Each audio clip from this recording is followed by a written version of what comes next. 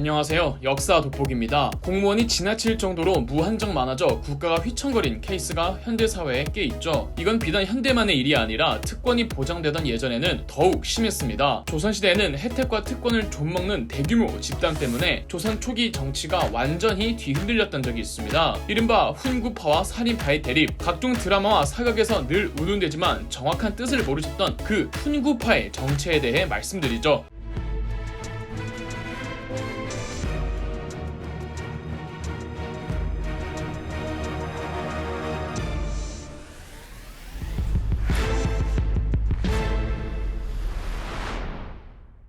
본격적인 영상에 앞서 이 내용은 절대 공무원분들을 비하하거나 폄하하는 내용이 아님을 밝힙니다. 그저 국가로부터 정부가 관리하기조차 힘들 정도의 녹을 먹는 특권층이 지나치게 비대해졌을 때 국가와 사회가 어떻게 휘청거리게 되는지를 꼬집기 위함입니다. 국가 정권의 형성에 큰 기여를 해서 국왕으로부터 여러가지 혜택과 재산, 관직 등을 하사받는 신하들을 공신이라고 합니다. 공헌한 신하 정도 해석할 수 있겠네요. 자기가 정부와 조정에 이바지를 해서 그에 합당한 보상을 받는 건 반드시 필요한 일입니다. 문제는 그 보상이 대대로 이어지면서 하나의 특권층을 고착화시켜버린다거나 딱히 큰 공을 세우지도 않은 사람들에게 혜택과 보상의 범위가 넓어진다면 문제가 생기기 시작하죠. 조선 최초의 공신 임명은 당연히 개국 공신들이겠죠. 1392년 7월 이성계가 왕으로 즉위하고 한 달 후였던 8월 공식적으로 개국 공신들을 발표하고 그들에게 등급별 관직을 제수한 이후 토지를 하사했습니다. 정근대 사회에서 토지가 가장 중요한 경제 단위였거든요. 이때 44명 이상의 개국공신들이 임명됐습니다. 왕조를 전복시키는 일은 평범한 일이 아니기에 44명이 그렇게 많아 보이질 않습니다. 그리고 그 정도 공헌을 했으면 큰 보상을 받아도 당연해 보입니다. 그런데 태조 이성계 이후 조선 초기에서 중기에 이르기까지 너무 많은 정변들이 있었습니다. 왕조 교체가 아닌 쿠데타는 성공 후 자신을 도와준 지지 세력들은 물론 지지를 하지 않아도 방관만 하는 사람들까지 다 챙겨줘야 하는 법입니다. 쿠데타에 크게 반대만 안 하면 웬만한 사람들 다 공신들을 책봉하고 보상을 해주어야 쿠데타 이후의 정권이 안정을 되찾을 수 있습니다. 그렇지 않으면 제2의 쿠데타, 제3의 쿠데타가 반복적으로 일어나는 일이 동서고금의 역사에 비일비재해 왔습니다. 따라서 쿠데타는 그 직후 공신들이 부지기수로 늘어나기 마련인데 한두 번이야 그러려니 해도 조선 초기엔 정변들이 연쇄적으로 일어났다는 게 문제죠. 당장 태종 이방원만 해도 왕자의 난을 2번이나 겪고 나서야 왕이 되지 않았습니까? 이방원은 정도전과 동생들을 죽인 이후 자기 형을 이대왕 정종으로 세우고 1차 왕자의 난, 이른바 무인 정사 사건에 본인을 도와주었거나 쿠데타를 묵인만 해주거나 혹은 반대파가 아니기만 하면 어느 정도 고위공직에 있는 신하들을 대거 공신으로 임명해 주었고 막대한 보상들을 하사해 주었죠. 이방원이 1차 왕자의 난 공로로 임명해준 공신들을 정사공신이라고 하는데 총 29명의 정사공신들이 있었죠. 29명도 뭐 그렇게 많아 보이질 않습니다. 그리고 정종 제위 시절 이방원은 또 다른 형 이방 간의 선제 공격에 형제들끼리 또 싸우는 2차 왕자의 난이 있었죠. 2차 왕자의 난 이후 또 이방원은 자신을 도와준 공신들에게 보상을 하사해주는데 이때 공신으로 임명된 사람들을 좌명공신이라 하며 총원은 46명이었습니다. 그러니까 태종 이방원이 왕으로 즉위하기까지 과정에서 임명한 공신이 75명인 겁니다. 태조 이성계가 임명한 공신 44명에 태종 이방원이 임명한 공신이 75명, 조선이 건국되고 겨우 20년 만에 무려 119명이 공신에 임명된 겁니다. 물론 119명 중 숙청된 사람들도 있지만 당시 인구 비례와 공무원 수를 생각해보시면 119명은 결코 적은 수가 아닙니다. 그리고 아까 말씀드린 것처럼 보상이 개인 한 명에게 가고 끝나지 않고 공신들의 가족, 친척들에게까지 퍼져서 대대손손 그것들이 세습되기 때문에 119명이 받는 혜택의 범위는 상당히 큰 겁니다. 그래도 뭐 나라 초창기이니 정권이 불안정할 수 있다. 오케이, 그럴 수 있죠. 결정적으로 조선 7대 왕인 세조 때에 조선의 정치는 조금씩 고인물이 판치는 세상이 됩니다. 세조는 마찬가지로 조카 단종을 폐위시키고 왕이 된 케이스로 세조가 수양대군인 시절 단종의 후견인이자 조정을 주저하고 있던 김종서를 죽인 사건이 있었죠. 이 계유정난도 당연히 수양대군 혼자 한 게 아니고 주변 도움을 받았으니 이들을 또 공신으로 책봉해줘야겠죠. 수양대군이 계유정난 후 조카 단종을 압박해 자기 사람들에게 각종 관직과 토지를 하사했고 이렇게 임명한 공신들을 정난공신이라고 합니다. 그 규모는 43명. 그리고 또 얼마 후 수양대군은 결국은 결국은 조카를 폐위시키고 스스로 왕위에 오르는데, 이때 지지해준 신하들을 공신으로 임명하니 바로 좌익 공신들인데 44명이 있었습니다. 그렇다면 정난 공신과 좌익 공신 합쳐서 87명으로 태조 이성계가 임명한 44명의 개국 공신과 태종 이방원이 임명한 공신 75명에 비하면 세조가 왕위에 오르기까지 임명한 공신의 수는 역대급 규모죠. 공신에 임명되면 토지를 하사해 주어야 하는데 세조 때에 이르러 이제는 지급해줄 수 있는 토지가 부족해지는 겁니다. 세조는 토지제도 정책을 바꿀 만큼 토지 부족 문제는 심각했으니 공신들의 특권이 어느 정도였는지 가늠이 되십니까? 토지 문제도 토지 문제거니와 정치적으로도 다 하는 놈들이 헤쳐먹으니 왕권 강화를 추구했던 세조 입장에선 내가 너무 강력한 공신들을 키운 게 아닌가? 이 권신들이 나중에 땀만 먹으면 어떡하지? 이런 걱정을 하게 되는 거죠. 자잘한 공신들까지 다 합치면 무려 2,000명이 넘는다고 하더군요. 이렇게 조선 개국 후 세조에 이르기까지 국가로부터 관직과 토지를 하사받아 정계와 사회에서 떵떵거리고 살던 공신들과 그 가문의 후손들을 훈구파라고 합니다. 세조는 재위 후반기에 가서야 자기가 조선 정치를 고이게 하는 권신들을 아무 생각 없이 키웠구나 후회했고, 이 노련한 원로 정치 훈구파들을 견제할 수 있는 새로운 정치 세력을 육성하기로 합니다.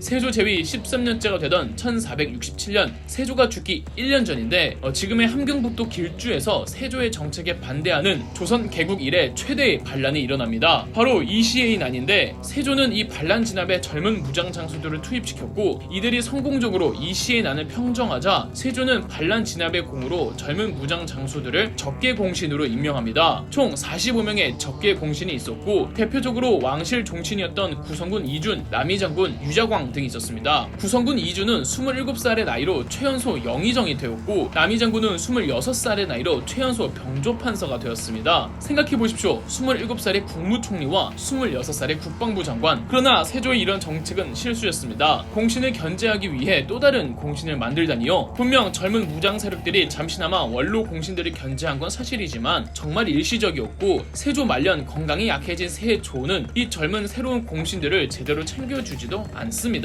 세조 사후 조선의 8대왕이 된 예종 때에 결국 이 젊은 새로운 공신들은 자멸해버렸고, 어떻게든 살아남은 이 젊은 공신들도 나중에 나이가 들어 또 다른 훈구파가 될 뿐이었죠. 결과론적으론 세조는 훈구파를 견제하려다가 훈구파를 더 키워버린 겁니다. 세조의 실수는 공신을 막기 위해 다른 공신을 만들었다는 점입니다. 카드 돌려막기와 비슷한 현상입니다. 카드 하나가 한도 초과되었으니 그 빚을 갚기 위해 다른 카드를 쓰다가 빚은 더 불어나는 꼴이죠. 그렇다면 이 훈구파라는 공신들이 견제하기 위해선 국가에서 여러 개의 특권층을 만들어 제2, 제3의 공신들을 만들 게 아니라 다른 방법을 써야 하는 거죠. 그래서 조선의 9대 왕인 성종은 비대해진 공신들의 특권을 찢기 위해서 묘수를 찾아내니 바로 살인파의 형성이었습니다. 살인파를 이해하기 위해선 고려가 멸망되던 시대로 거슬러 올라가야 합니다. 고려 멸망을 반대했던 정몽주가 살해당한 뒤 조선 건국파 세력은 매우 빠른 속도로 고려의 국왕을 폐위시키고 이성계를 왕으로 추대했습니다. 정몽주의 직계 제자였던 길제는 스승이 반대했던 나라에서 관직 생활을 할 수 없다며 태조 이성계의 회유에도 불구하고 세상과 등을 진 채 낙향하여 제자들을 길러내기만 합니다. 그 제자들이 커서 또다시 제자들을 길러냅니다. 이 제자들은 관직 생활을 하지 않은 채 고향에서 또다시 제자들을 키운다거나, 혹은 관직 생활을 하더라도 요직에는 진출하지 못하고 외관직, 그러니까 지방으로 파견되는 수령 역할을 하는지라 정치의 주 무대에 서지 못하고 있었습니다. 수도 서울이 아닌 각자의 고향이나 연고지에서 후배들을 양성했기 때문에 정치적으로 어떨지 몰라도 자기 지역권 내에서는 입김이 상당했습니다. 중앙 요직이 아니거나 정계에 진출하지 않은 사람들이 대다수이니 이들은 늘 현 정치를 비판하고 논하는 이른바 방구석 정치인들이 많았고, 성리학 제일주의를 표방하며 원론적이고 이상적인 도덕 정치를 이상향으로 삼고 있었습니다. 길제의 고향이 지금의 경북 구미였기 때문에 길제의 제자들, 또 그 제자의 제자들은 대부분 영남 지방에 몰려 있었습니다. 길제의 제자 중 김숙자라고 있었는데, 이 김숙자의 아들 김종직이 학문적으로 물건이었답니다. 그런데 김종직은 세조의 눈밖에나 지방을 전전하던 도중